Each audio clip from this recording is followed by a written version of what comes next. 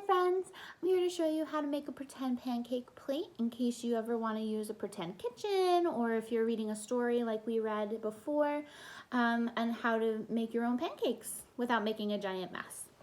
So I used white as my plate color, but you can use any color you want, and you can cut out a circle, or I made like this, I made like a square plate. Whatever shape or size or whatever creativity you have in your brain is perfect. So we're gonna cut out the plate. And then what I like to do for the pancakes, I take a brown paper and I fold it in half like this.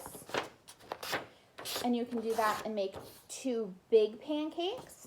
Or what I like to do, I fold it again like this to get 4 little pancakes. So I'm going to take this, and you can take a crayon or a marker or anything and draw the shape that you want. So I'm going to make a circle on mine.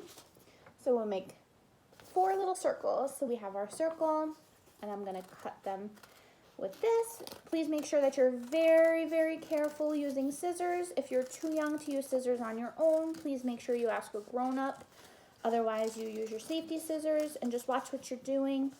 Don't cut too close to your face because you don't want to get an accidental haircut. So now we have 1, 2, 3, 4 pancakes. And now I'm going to take my glue, my little glue stick here, and I'm going to put glue on my pancake. You can put it on your pancake or on your plate, however you would like to do it. The pancake, 1, 2.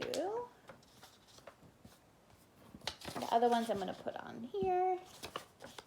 3, 4. Now I have my plate of pancakes.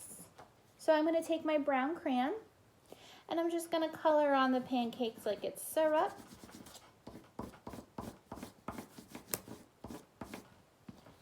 And you can be messy with that. It doesn't have to be perfect because we all know when you pour syrup on pancakes, it gets pretty much everywhere.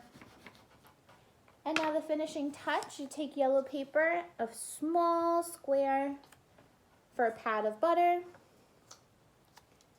You put the glue on that, right in the middle, and ta-da! Pretend pancakes. Have a great day.